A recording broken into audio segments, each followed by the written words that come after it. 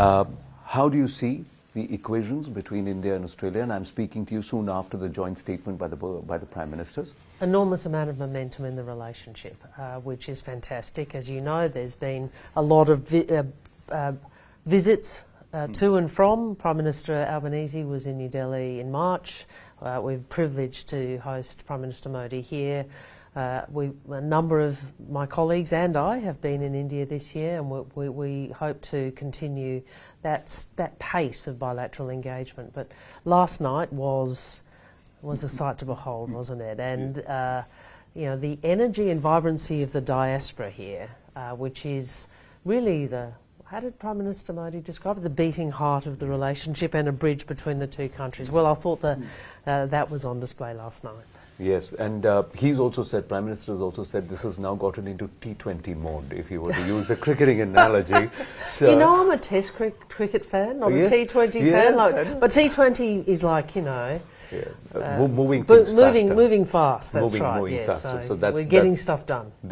So what are the key areas where you think this partnership is going to grow between India and Australia? Well, look, we are very strategically aligned, and at a time where the region is changing, and we all know the competition which we are seeing in the region and the way in which the regional and global order are being reshaped. I think there is a lot of alignment between Australia and India about the sort of region we want. You know, I think we open, stable, inclusive, prosperous Indo-Pacific, and we will want to work together towards that. India is a regional power and a global power, and it will only grow in its power as well as in its population and in its economic development. So we see this as a partnership for a very, very long time about a region and about our values. Are you enthused that this thought process is bipartisan? So be it Labour or Liberal? Yes. Look, I was Shadow Foreign Minister, so the spokesperson in opposition for a very long time. In fact, much longer than I wished. But the benefit of that is it enabled me to do a lot of thinking about foreign policy and a lot of work. And one of the conclusions I came to was the importance of making sure there was an aspect of our engagement, a very large component or aspect of how we engage with the world, which is bipartisan. And so I was, we will continue to work in that way. We were very supportive of the previous government's efforts to improve the relationship or to deepen the relationship, and I hope my counterparts will be the same. How have your engagements with Dr. Jaishankar been? I think you people have been engaging and speaking to build up to this bilateral and to sign, because Prime Minister Albanese spoke about mobility and migration. There is a consulate opening in Brisbane. There's a consulate opening in Bangalore. Yes, we've done a lot of work across our systems to ensure that we've got some concrete outcomes out of the bilateral discussion today, which includes the work on green hydrogen, the work on the partnership on migration and mobility, the Consul General in Brisbane and ours in Bengaluru. But I would make this point about Dr. Jaishankar. He's a very deep strategic thinker, and I have really valued the intellectual engagement as well, and I've learnt a lot from my discussions with him, and I always go away with some insights into how India perceives the world and regional dynamics from India's perspective. So he's very impressive. You're a champion for climate change and sustainability. I see a lot of sustainable measures which are evident in Australia. India, on its growth path, is now embracing sustainability and climate change. How can Australia help India, and how can these two nations? Energy. Yeah, energy. Renewable energy? Yes. Well, I think to continue to develop, India needs energy. All countries need energy, but those countries who are at on that development path need a very almost exponential growth in energy generation. So the key task is, how do we make sure that that energy is from clean energy sources? There's a big transition there. but it's a very important area for cooperation. Does that include the other Asia-Oceania nations, leadership of the Global South? Prime Minister Narendra Modi also spoke about bringing these nations to the spotlight, those flyover, passover nations, and he said India and Australia can really work jointly. Yes, well, look, well, as you know, Prime Minister Modi came to Australia, but prior to that, he went to Papua New Guinea for the FIPIC summit, and in fact, my Prime Minister spoke about the importance of that today in the bilateral meeting. We see India's engagement with the countries of the region, both in the Pacific, but also obviously the Indian Ocean, which is a particular area of leadership for India, as really critical. But I'll make 2 points. First is elevating the voices of small island nations, small island developing states is really important on climate because they have a very first-hand perspective. Yes, and it's a shrinking landmass for them. They're right? losing islands by the decade. Or they're losing arable land because of salinity, etc. But the second point that we all have to remember is there's no point in playing geopolitics with climate. It doesn't negotiate. And there is no answer for humanity unless we all participate. So,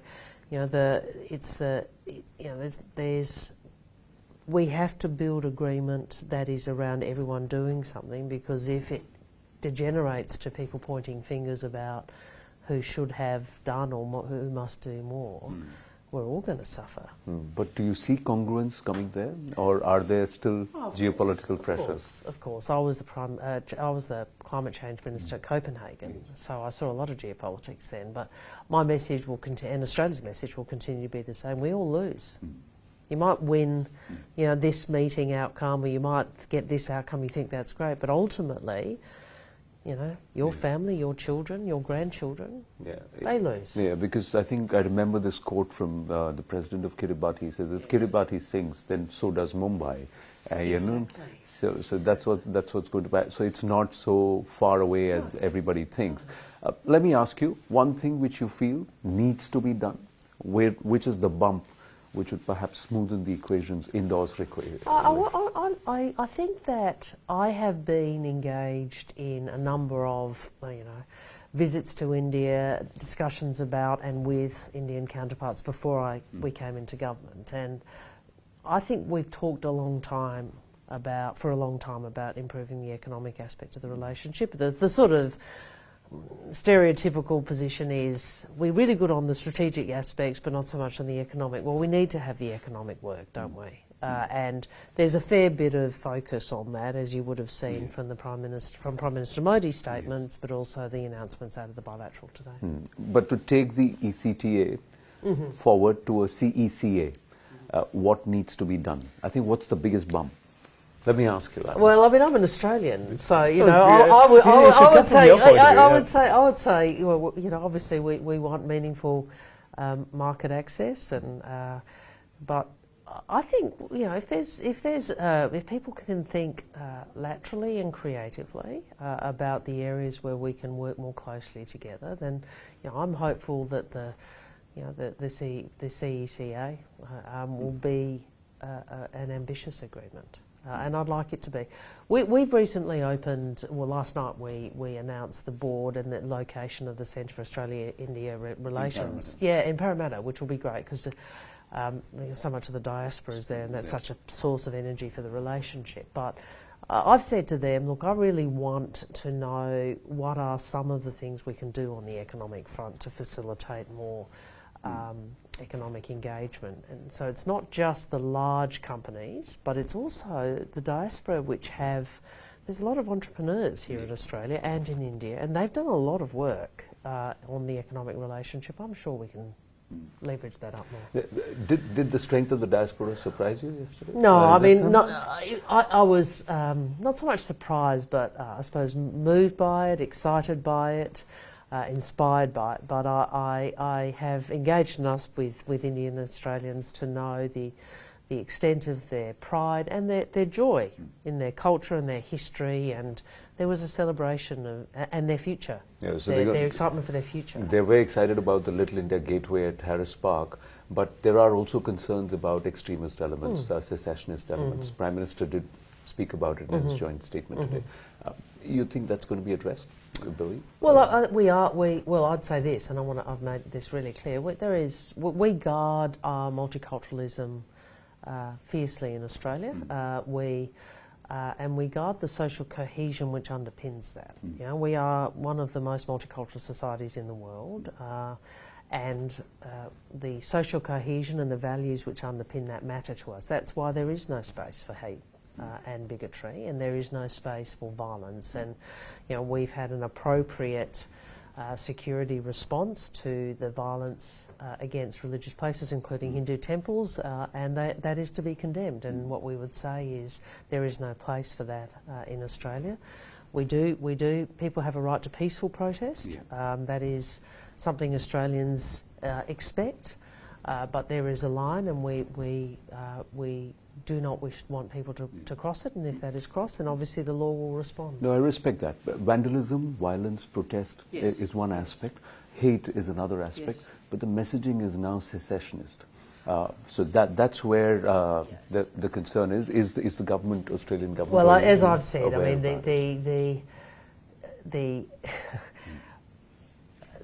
the so-called, you know, the protest which was held.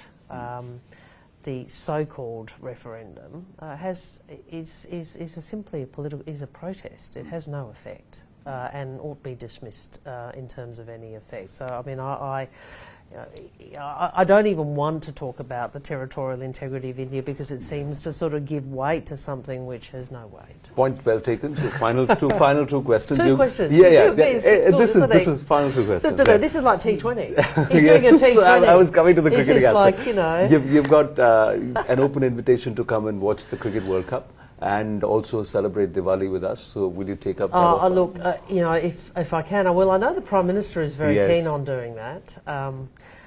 But I'll see if I'm able to, or whether it needs to be, you know, I need to be elsewhere while he's in India. But you know, it is amazing what has happened in India with cricket over the last 20 years. I mean, I'm old enough to remember watching Tendulkar. Yes. I do. Yes, I remember. It was actually probably the best innings I've ever seen, actually. Your impressions about Virat Kohli? He's going to go head to head with the Australian team very soon. Well, we had a joke. We had a joke about the cricket in the meeting today, and I said Australians are getting used to the fact that we're probably winning less often. We're winning less often now, aren't we? And we don't like it. No, you don't like it. No, not really. But you're looking forward to the World Test Championship, the final. Absolutely. Thank you, Minister Wong. Thank you very much for your time. It's great to be with you. That's Penny Wong. Very hard to get. But very candid, very straightforward, and amazing conversation. Thank you so much. I really appreciate your time. Cheers. Thank you so much. You. Wonderful.